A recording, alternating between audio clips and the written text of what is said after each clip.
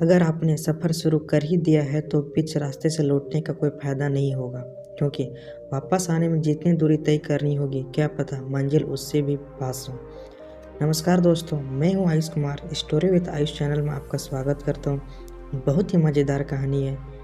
एक दिन एक अमीर आदमी भगवान के दर्शन करने के लिए मंदिर गया, क्योंकि इस अमीर आदमी ने बहुत महंगे जूते पहन रखे थे और यह भी सुन रखा था कि उस मंदिर के बाहर जूते चप्पल अक्सर चोरी हो जाया करते हैं। इसलिए उसका मन नहीं हुआ कि वो ऐसे ही अपने कीमती जूते वहाँ छोड़कर जाए। जूते पहनकर वह मंदिर में नहीं जा सकता था और उन्हें ऐसे ही छोड़कर वह जाना नहीं चाहता था। वह बड़ी दुविधा में पड़ गया। थोड़ी देर सोचने के बाद उस अमीर आदमी ने मंदिर के पास बैठे एक भिखारी से बात की।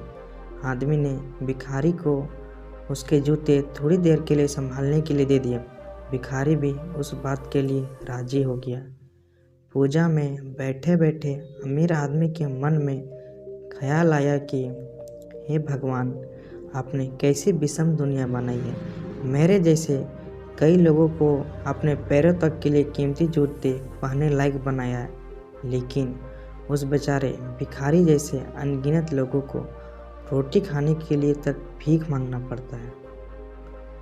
आदमी मन ही मन भगवान से फरियाद करते हुए बोला कि आपने सभी लोगों को एक समान क्यों नहीं बनाया, आपने सभी को एक जैसी सुविधा क्यों नहीं दी। फिर उसने मन ही मन ठाना कि वापस जाते समय वह उस भिखारी को 100 रुपया देकर जाएगा। पूजा खत्म होने के बाद जब अमीर आदमी बाहर आया तो ना उसे अपने जूते दिखे और ना ही भिखारी। उसे लगा भिखारी किसी काम से कहीं गया होगा, इसलिए थोड़ी देर उसने वहीं खड़े रहकर भिखारी का इंतज़ार किया।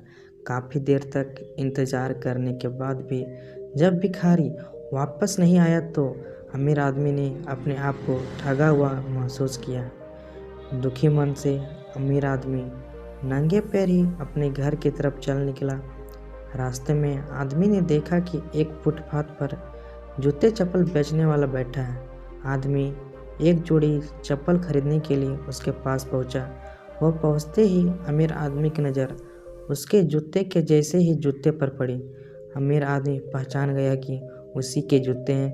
पूछने पर बेचने वाले ने पहले मना किया, लेकिन बार बार पूछने पर और दबाव देने पर उसने माना कि यह जूते उसे एक भिखारी ने 100 रुपये में बेचकर गया है। अमीर आदमी बिना चप्पल खरीदे मुस्कुराते हुए वहाँ से अपने घर की तरफ नंगे पैर ही चल पड़ा।